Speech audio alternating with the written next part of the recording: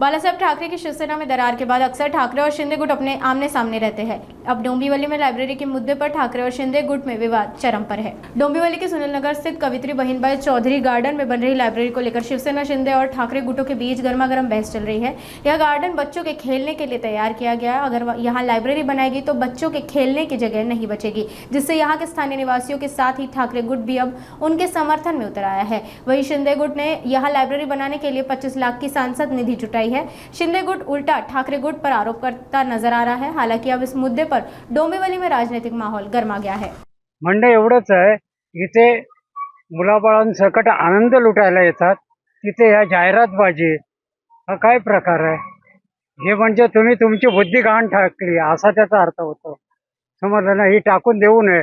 हा विभाग असा आहे की यातून पोलीस स्टेशनला कधी कंप्लेंट जात नाहीत, काही नाहीत. अत्यंत चांगल्या दर्जाचा इथे व्यक्तिमत्व राहतं. त्यामुळे ह्या लोकांचा आनंद तो द्विगुणित करण्यापेक्षा अशा विचित्र वागण्यातून आणि याच्यातून विकृत काही होऊ नये एवढीच भूमिका आहे माझी. म्हणजे मला काही दिवसापूर्वी आम्हाला असं कळलेलं की काही राजकीय व्यक्ती गार्डनच्या आतमध्ये वाचनालय बनवायचा घाट घालत आहेत. इथे समोरच महापालिकेचं वाचनालय गेले 10 वर्ष बंद पडलंय, ज्याचं लोकसभेच्याच मुख्यमंत्र्यांनी उद्घाटन केलं मोठ्या थाटामाटात. पण आजपर्यंत ते बंद आहे. ते सुरू कोणी करायचं? आणि मग स्वतःच्या राजकीय स्वार्थासाठी तुम्ही या गार्डनमध्ये जिथे लहान मुलं अबलावृद्ध सगळे खेळायला येतात ते गार्डन अजून तुम्ही छोटं करणार वाचनालय करून. याचा आम्ही काल ते काम बंद पाडलेलं आहे आणि यापुढे आम्ही त्यांना इशारा देतो की यापुढे जर तुम्ही काम करायला आलात तर आम्ही पुन्हा ते बंद पाडू. आमची माहिती अशी आहे की खासदार डॉक्टर श्रीकांत एकनाथ शिंदे यांचा निधी आहे आणि स्थानिक इथले ज्या पदाधिकारी त्यांचे आहेत, माननीय माजी नगरसेवक नितीन पाटील यांनी त्यासाठी हट्टा धरलेला आहे. जर इथे सगळं व्यवस्थित आहे तर त्या वाचनाला तुम्ही निधी का देत नाही? तिथे पुस्तकं का ठेवत नाही? तिथे अभ्यासिका काय सुरू करत नाही मुलांसाठी? सर्वप्रथम सर्वांना जय महाराष्ट्र. आणि पहिली गोष्ट की त्या गार्डनमध्ये कोणताही वॉकवे आम्ही तोडत नाही. त्या गार्डनची पूर्ण पाहणी महापालिकेचे अधिकारी आम्ही सगळ्यांनी केली. वॉकवे वगैरे अबाधित ठेवून जी वेस्टेज जागा आहे तिथे नागरिकांना बसायला, म्हणजे ज्येष्ठ नागरिकांना बसायला तिथे जागा, तिथे त्यांचं ग्रंथालय असेल, वाचनालय असेल, त्यांच्यासाठी करमणुकीसाठी TV असेल, वातानुकूलित असं ते ग्रंथालय असेल. आणि हे करण्याच्या आधी त्या तिथल्या नागरिकांची आम्ही भेट घेतली.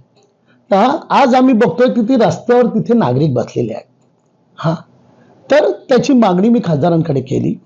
खासदारांनी 25 लाख रुपये निधी त्या ग्रंथालयाला दिली आणि आता तिथे एक सगळं सुसज्ज असं अत्याधुनिक ग्रंथालय तिथे उभं राहत आहे. आणि काही लोकांना तिथे पोटात दुखतंय. आज तुम्ही तिथे बघितलात त्या गार्डनमध्ये, त्या गार्डन आहे का तिथे जाहिरातीचा अड्डा आहे? तुम्ही तिथे बघा, जो फुटपाथ आहे त्या फुटपाथवर अनधिकृत वाचनालय कमी, तिथे जाहिराती मोठ्या मोठ्या कोणाच्या परवानगीने केल्या? स्वतःच झाकायचं आणि दुसऱ्याला आम्ही जे करतोय ते अधिकृत करतोय.